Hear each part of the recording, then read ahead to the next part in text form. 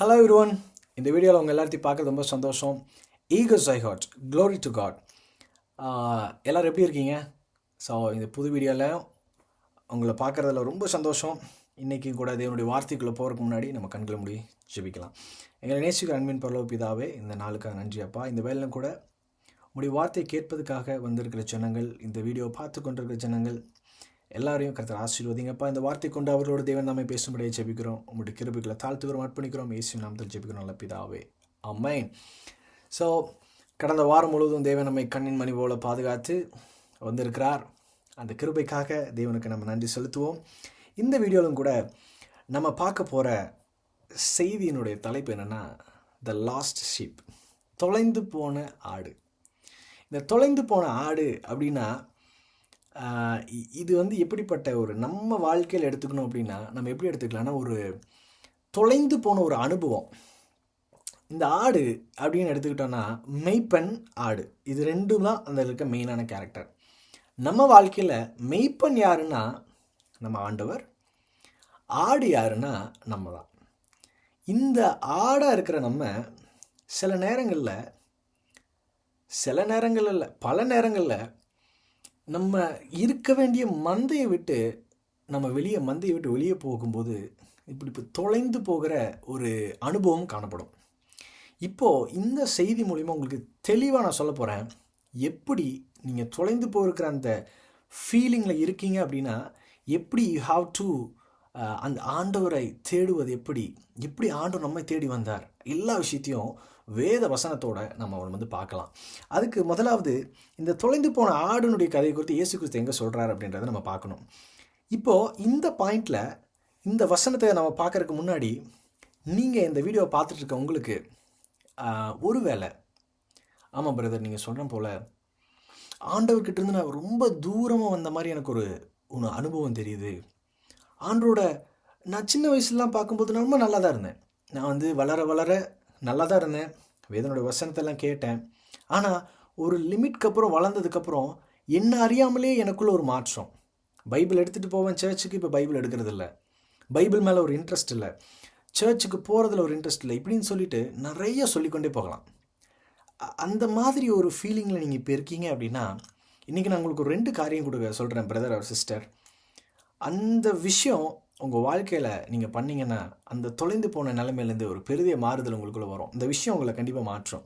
இது ஆண்டவர் ஆயக்காரரும் பாவிகளும் அவருடைய வசனங்களை கேட்கும்போது அவங்க முறுமுறுத்து கொண்டு இருந்தாங்களாம். அப்போ ஆண்டவர் ஒரு சொல்கிறார், ஒரு ஊமையை மாதிரி சொல்கிறார். எப்படின்னா, ஒரு மெய்ப்பன் இருக்கிறார், அவர்கிட்ட 100 ஆடு இருக்குது. இப்படியாக அந்த வசனம் சொல்லுது. அந்த வசனத்தை வாசிக்கிறேன். உங்களில் ஒரு மனுஷன் 100 ஆடுகளை உடையவனாக இருந்து, லூக்கா 15:4. உங்களில் ஒரு மனுஷன் 100 ஆடுகளை உடையவனாக இருந்து அவைகளில் ஒன்று காணாமல் போனால் 99 ஆடுகளையும் வனாந்தரத்தில் விற்று காணாமல் போன ஆடுகளை கண்டுபிடிக்கும் அளவும் தேடி திரிகிறானே அப்படின்னு சொல்லிட்டு இந்த இடத்துல சொல்கிறாரு. 100 ஆடு இருக்குங்க, மொத்தமாக 100 ஆடுன்னு வச்சுக்கலாம். அதில் ஒரு ஆடு காணாமல் போயிடுச்சு. மற்ற 99 ஆடும் மந்தைக்குள்ளே நல்லா தான் இருக்குது. இப்போ என்ன பண்ணுறாருன்னா, இந்த காணாமல் போன அந்த ஒரு ஆடு அதை தேடி போகிறார். இந்த காணாமல் போகிறத தேடுகிற தேவனை குறித்து நம்ம பார்க்கணும். நம்ம தேவன் எத்தனையோ பேர் ஆண்டவருக்கு ஊழியம் செஞ்சுக்கிட்டு இருக்கிறாங்க. ஆனால் இந்த நேரத்தில் கூட ஆண்டவர் விட்டு போன அந்த நபரை தேடி ஆண்டவர் வரார். இதுதாங்க நம்ம வாழ்க்கையில் நம்ம நினைப்போம், நான் ரொம்ப ஆண்டவருக்கு ரொம்ப துரோகம் பண்ணிட்டேன், ஆண்டவருக்கு நிறைய பாவம் செஞ்சுட்டேன் வாழ்க்கையில், நான் ஆண்டுகிட்ட திருப்பி போய் ஆண்டு நேசிக்கிறேன்னு சொல்கிறதுக்கு கூட என்கிட்ட தகுதி இல்லை அப்படின்னு நீங்கள் நினைக்கலாம். அப்படி கிடையாதுங்க. ஆண்டு உங்களை மிகவும் அதிகமாக நேசிக்கிறார். இந்த இடத்துல அந்த மெய்ப்பனுடைய கேரக்டரில் நீங்கள் ஒரு 2 விஷயத்தை கவனிக்கலாம். நல்லா அந்த இடத்துல வசனத்தை வாசிக்கும்போது அந்த ஆடுகளில் 100 ஆடுகள் உடையவனாக இருந்து அவைகளில் ஒன்று காணாமல் போன போது 99 ஆடையும் விட்டுட்டு வந்துட்டார். அதுதாங்க, நீங்கள் காணாமல் போயிட்டீங்க அப்படின்றனால மற்றதெல்லாத்தையும் பெருசாக பொறுப்பிட்டாக பார்க்கல. மற்ற எல்லாமே ஒழுங்காக இருக்குது, ஆண்டோட வசனத்தில் ஒழுங்காக இருக்குது, தேவனுடைய வார்த்தையில் கரெக்டாக இருக்குது. ஆனால் ஆண்டு என்ன பண்ணுறாருன்னா, அந்த காணாமல் போன அந்த ஆடு தொலைஞ்சு போயிட்டேன் அவனை தேடி வராரு பாருங்க. அது முதல் காரியம் நம்ம அதில் பார்க்கலாம். ஆண்டுடைய குணம் பாருங்களேன். இதுலேருந்து நம்ம என்ன தெரிஞ்சுக்கலாம்னா, அவருக்கு தேவை என்னென்னா நீங்கள் கெட்டு போகக்கூடாது, நீங்கள் அழிஞ்சு போயிடக்கூடாதுன்றதில் ஆண்டு ரொம்ப உறுதியாக இருக்கிறார். அவர் தேடி வர ரெடியாக இருக்கிறார். அதனால் இந்த முதல் காரியம் உங்களுக்கு நான் என்ன சொல்கிறேன் அப்படின்னா, understand the love of God. ஆண்டுடைய அன்பை நீங்கள் என்ன பண்ணால் அண்டர்ஸ்டாண்ட் பண்ணணும் அண்ட் அவரிடமாக திரும்பணும். இதுதான் முதல் காரியம் உங்களுக்கு சொல்ல வர்றது. முதலாவது அவருடைய அன்பை நம்ம புரிஞ்சுக்கொள்ளணுங்க. அவரோட அன்பை நம்ம புரிஞ்சுக்கொள்ளணும். இதில் ஆண்டு பாருங்கள், முதல் எல்லாவற்றையும் விட்டுறார். அந்த மெய்ப்பெண் எல்லா ஆடையிலையும் விட்டுறார். விட்டுட்டு அந்த காணாமல் போன ஒரு ஆளை தேடுறார். அது ஒரு மெய்ப்பனுடைய ஒரு காரியத்தை பார்க்கலாம். ரெண்டாவது, அதை தேடி திரியானே அப்படின்னு சொல்லி போடுறார். அதாவது சர்ச் பண்ணி தேடி திரியிறதுன்னு சொல்கிறேன். என்ன அர்த்தம்னா, எங்கெங்கெல்லாம் எங்கேயாவது கிடச்சிராதா, நம்மக்கிட்ட ஒரு ஆசையாக ஒரு பொருள் இருக்குது, அதை நம்ம தேடும்போது நம்ம மொத்தமாக வச்சுருக்கோம், நம்மளுக்கு வேணுன்ற போது அந்த பொருள் கிடைக்கல அப்படின்னா நம்ம எப்படி தேடுவோம்? உருளை இங்கே வச்சுருப்பணும், உருளை நம்ம அந்த இடத்துல வச்சுருப்பணும் அப்படின்னு சொல்லி நம்ம எல்லாத்தையும் வீட்டை அலசி தேடுறோம் பார்த்தீங்களா? அதுபோல் அவர் எங்கேயாவது கிடைச்சிராதா, இந்த ஆடு இங்கே தான் இருந்திருப்பானா, ஒருவேளை இங்கே இருப்போனோ, இங்கே போயிருப்பானோ அப்படின்னு சொல்லி தேடுறது போல் அந்த வரியை படிச்சிங்கன்னா தெரியும். தேடி திரிகிறானே அப்படின்னு சொல்லி, தேடி திரியிறது அப்படின்றது ஒரு மாதிரி அதை ஃபீல் பண்ணிங்கன்னா அந்த வேர்ட்ஸ் உங்களுக்கு புரியும். அப்படிப்பட்ட தேவன் உங்களுக்கு காத்து கொண்டு இருக்கிறார். நீங்கள் ஒருவேளை இந்த நேரத்தில் உங்களுக்கு அந்த வசனம் தொடுது அப்படின்னா, தயவாக சொல்கிறேன், அவரோட அன்பை புரிஞ்சுட்டு இப்போ அவர்கிட்ட வந்துடுங்க. அவரிடத்துல வந்தீங்கன்னா உங்கள் வாழ்க்கை மாறிடும். அவர்கிட்ட வந்தீங்கன்னா கண்டிப்பாக உங்களோட வாழ்க்கையில் ஒரு பெரிய மாறுதல் உண்டாகும். அவரோட அன்பை புரிஞ்சு கொள்ளுங்க அண்ட் டர்ன். ஆண்டவரோடமாக திரும்புறது. இந்த திரும்புதல் அப்படின்றது குறித்து நான் உங்களுக்கு சொல்கிறேன் பாருங்களேன். ஆடு மெய்ப்பனுடைய மந்தை ஒரு இடத்துல இருக்குது. மந்தையை விட்டு தான் ஆடு வெளியே போகுது. அவரோட மந்தையிலிருந்து தான் இந்த காணாமல் போகிறவன் வெளியே போகிறான். இப்போ ஆண்டவர் என்ன பண்ணுறாருன்னா, இந்த மந்தையிலிருந்து அந்த ஆடை காணாமல் போன ஆடை தேடி கொண்டு வரார். இப்போது இந்த ஆடுக்கு சுயநிலை வந்து, ஐயோ நான் வீட்டை விட்டு வந்துட்டேன், நான் திருப்பி போகணும்னு நினச்சி இது அதுக்கு ஆப்போசிட்டில் வரும்போது, இந்த மெய்ப்பன் ஒரு தூரத்துலேருந்து பார்ப்பார் தெரியுமா? பார்க்கும்போது அங்கே என்ன நடக்குதுன்னா, கண்டுபிடித்த பின்பு, இந்த கண்டுபிடிப்புன்றது அப்போ தான் வருது பாருங்கள், இந்த மீட்டிங் ஜோன்.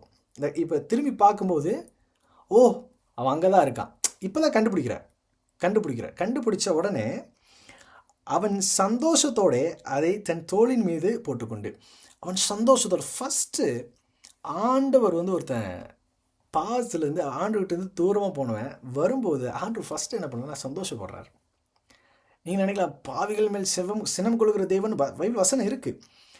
ஆனால் பாவிகள் ரட்சிக்கப்படும்படியாக அவங்க திருப்பி ஆண்டுகிட்டு வரும்படியாக அவர் ரொம்ப ஏங்கி கொண்டு இருக்கிறாருங்க. இங்கே கீழே பார்த்தீங்கன்னா ஒரு வசனம் இருக்குது. அவர் கீழே பார்த்தீங்கன்னா, அதுபோல் மனம் திரும்ப அவசியமில்லாத 99 நீதிமான்களை குறித்து சந்தோஷம் உண்டாகுது பார்க்கிலும் மனம் திரும்புகிற ஒரு பாவி நிமித்தம் பரலோகமே சந்தோஷப்படுது. இன்றைக்கி நீங்கள் இந்த வார்த்தையை கேட்டுக்கொண்டிருக்க இந்த நேரத்தில் நீங்கள் ஆண்டவர்கிட்ட திரும்பினீங்க அப்படின்னா பரலோகமே சந்தோஷப்படுங்க. உங்கள் பாவத்தை எல்லாத்தையும் விட்டுட்டு, இதுக்கு மேலே எனக்கு இது வேண்டாம், நான் திருப்பி ஆண்டவர்கிட்ட நான் போக போகிறேன்னு நினச்சி நீங்கள் வந்தீங்க அப்படின்னா உங்கள் வாழ்க்கையில் ஆண்டவர் பெரிய ஒரு மாற்றத்தை கொடுப்பார். ஒரு பெரிய அந்த பாவத்திலேருந்து ஒரு விடுதலை கொடுப்பார். நீங்கள் இன்னொன்று கூட வாசிக்கலாம். லூக்கா 7:43 இப்படி சொல்லுகிறது. ஒரு சம்பவத்தை குறித்து, அது ஒரு ஸ்திரீ அவருடைய பாதத்தில் விழுந்து அழுதுட்டு அவருடைய பாதத்தை தன்னுடைய முடியினால் துடைக்கும் போது அங்கே இருக்கவங்க சொல்லுவாங்க, இவர் தீர்க்கதரிசியாக இருந்தால் இது எப்படிப்பட்ட ஸ்திரீன்றதை இவர் சொல்லியிருக்கணுமே அப்படின்னு சொல்லும்போது ஆண்டவர் அதை புரிஞ்சுக்கிட்டு சொல்லுவார். ஒரு ஓம மாதிரி ஒரு கதை சொல்லிவிட்டு ஆண்டவர் அந்த இடத்துல கேட்பார். அதுக்கு சீமோன் பிரதியுத்தரமாக சொல்லுவார், எவனுக்கு அதிகமாய் மன்னிக்கப்பட்டதோ அவனே அதிக அன்பாக இருப்பான். அது ஒரு சின்ன கடன் கொடுத்து அதிகமாக யாருக்கு அவர் மன்னிக்கிறாரோ அவன் அன்பாக இருப்பான். அப்போ யாருக்கு அதிகமாக மன்னிக்கப்படுதோ அவங்க மேலே அதிக அன்பு இல்லையா? நம்மளுக்கு ஆண்டவர் அதிகமாக மன்னிக்கும் போது நம்மளுக்கு அதிக அன்பு செலுத்த நமக்கு தோணும் இல்லையா? ஸோ அதனால் நீங்கள் உங்களுடைய பாவங்களெல்லாம் பற்றி கவலைப்படாமல் ஆண்டவரிடமாக நீங்கள் திரும்புங்க. ஆண்டவரிடமாக நீங்கள் திரும்பும்போது உங்களுடைய பாவ மன்னிப்பு உங்களுக்கு கொடுக்கப்படும். இதுதான் ஃபர்ஸ்ட் திங் என்னென்னா, அண்டர்ஸ்டாண்ட் லவ் ஆஃப் காட். ஆண்டோடைய அன்பை புரிந்து கொண்டு ஆண்டவரோடமாய் திரும்பணும். ரெண்டாவதாக ஆண்டவரை தேடுங்கள். Search God. ஆண்டவரை தேடணும். இது ரொம்ப ரொம்ப முக்கியமான ஒரு பாயிண்ட்டுங்க. ஏன்னா சில நேரத்தில் ஆண்டோட சத்தமே கேட்காத அளவுக்கு நம்ம ரொம்ப தூரமாக போயிடுவோம். சில நேரத்தில் ஆண்டு ரொம்ப நம்ம செய்கிற பாவத்தினால ரொம்ப அமைதியாகிடுவார். சில நேரத்தில் எதுவுமே பேசாத மாதிரி ரொம்ப அமைதியாகிடுவார் நம்ம வாழ்க்கையில். அப்படி அமைதியாகும்போது அது ரொம்ப டேஞ்சர் ஜோன், ரொம்ப அது டேஞ்சரான ஒரு விஷயம். ஏன்னு கேட்டிங்கன்னா, நீங்கள் திரும்பி ஆண்டோட்ட வந்தால் மாத்திரம்தான் அந்த இடத்துல ஒரு மாறுதல் உண்டாகும். நீங்கள் ஆண்டோட தேடுனா மாத்திரம்தான் உங்கள் வாழ்க்கையில் ஒரு மாறுதல் வரும். இல்லாட்டி லைஃப்பில் ஒரு சிச்சுவேஷனுக்கு அப்புறம் ஒரு பெரிய ட்ராப்பில் போய் விழுந்துருவோம். ஏதோ அமைதியாக போயிட்டே இருக்க மாதிரி இருக்குது, இந்த பாவத்திலே அப்படியே வாழ்ந்துடலாம் அப்படின்னு நினச்சிடாதீங்க. ஏன்னா திடீர்னு ஒரு நாள் வரும்போது ஒரு பெரிய பிரச்சனை வாழ்க்கையில் போய் நம்ம திகைச்சு போய் நிற்கிற ஒரு நாள் வந்துடும். இந்த இடத்துல ஒரு வசனம் சொல்லுகிறது. 2 Chroniclesல 7:14 இப்படியாக சொல்லுகிறது. 2 நாளாகமம் 7:14 இப்படி சொல்லுகிறது. என் நாமம் தரிக்கப்பட்ட என் ஜனங்கள் தங்களை தாழ்த்தி ஜெபம் பண்ணி என் முகத்தை நாடி என் முகத்தை தேடி தங்கள் பொல்லாத வழிகளை விட்டு திரும்பினால் அப்பொழுது பரலோகத்தில் இருக்கிற நான் கேட்டு அவர்கள் பாவத்தை மன்னித்து அவர்களுக்கு தேசத்தை சுதந்திரமாக கொடுப்பேன் அப்படின்னு சொல்லி இங்கே சொல்கிறார். ஸோ இஸ்ரேல் ஜனங்களுக்கு ஆண்டு சொல்லும்போது சொல்கிறார், நான் மன்னிக்கிற தேவன். Let them search me. என்ன தேடு சொல்லு, என்ன தேடு. Let them search me. என்ன தேடி வரட்டும். ஏன்னா ஆண்டு சில நேரத்தில் இஸ்ரேல் ஜனங்கள் பார்த்தீங்கன்னா நிறைய முறை சில நேரம் ஆண்டு பேசிக்கிட்டே இருந்தார். மோசையை கொண்டு பேசிக்கிட்டே இருந்தார். அவங்க கேட்கவே இல்லை. பாவத்துக்கு மேலே செய்யும்போது ஆண்டு சொல்லார், என்னை தேடட்டும். ஜனங்கள் என்னை தேடும் பொழுது அவர்கள் தங்களை தாழ்த்தி ஜெபம் பண்ணும்போது அவருடைய பாவத்தை அதை நான் கேட்டு அவர்கள் பொல்லாத வழியிலேருந்து திரும்பினாங்கன்னா அவங்களோட பாவம் மன்னிக்கப்படும் அப்படின்னு சொல்லி அங்கே சொல்கிறார்.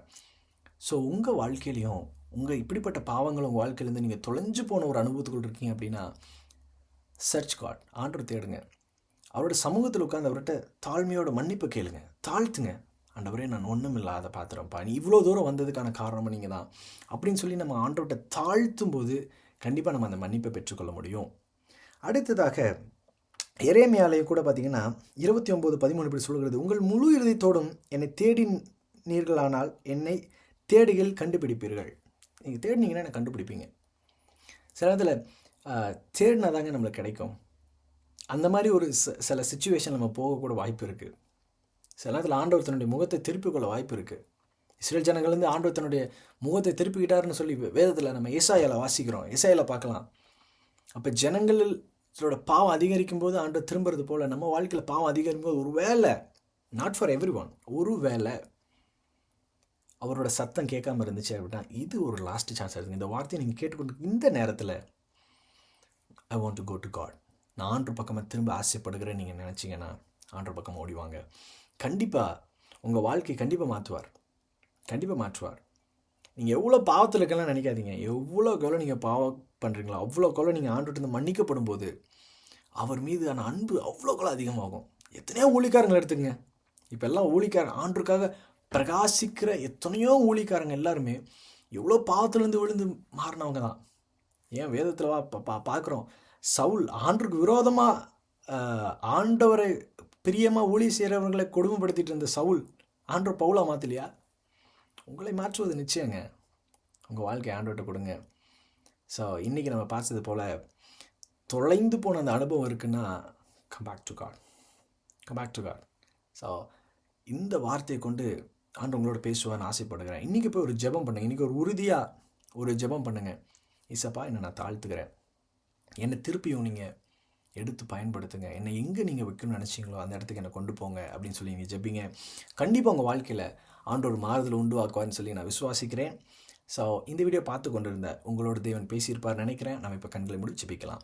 எங்கள் நேசிக்கிற அன்பின் பரலோக பிதாவே, நேற்றும் இன்றும் மாறாதவரை நம்ம துதிக்கிறோம். இந்த வேலையிலும் கூடப்பா ஜனங்களோடு நீர் பேசிய இந்த வார்த்தைகளுக்காக நன்றி அப்பா. இந்த தொலைந்து போன அனுபவம் இருக்கிற ஜனங்கள் ஆண்டவரே இயேசுப்பா அதை கேட்கும்போது ஒரேலாம் தொலைஞ்சு போயிருக்கேன்னு சொல்லி கஷ்டப்பட்டுட்டு இருந்தாங்கன்னா ஆண்டவரே நீர் அவர்களுக்காக காத்து கொண்டு இருக்கிறீங்க. அவளை மன்னிக்கிற தயப்பெருத்தவராக நீங்கள் இருக்கிறீங்கப்பா. அவருடைய பாவங்களை மன்னிக்க நீர் ஆயத்தமாக இருக்கிறீங்க. தேவன் தாமே அவர்கள் மக்கள் ஜனங்களை தொடுங்க, அவர்களை மாற்றுங்க. ஆண்டவரை உம்மண்டை சேர்ந்து உடைய மந்தைக்குள்ளாக உடைய ராஜ்யத்துக்குள்ளாக எடுத்துக்கொள்ளப்பட அவர்கள் ஆயத்தமாகட்டும். தாழ்த்துக்கிறோம், அர்ப்பணிக்கிறோம். இயேசு கிறிஸ்துவின் ஜெபிக்கிறோம் நல்ல பிதாவே, ஆமென். ஸோ கண்டிப்பாக இந்த வீடியோ மூலமாக கர்த்தர் உங்களை ஆசீர்வதிப்பான்னு சொல்லி விசுவாசிக்கிறேன். May God bless you. Amen.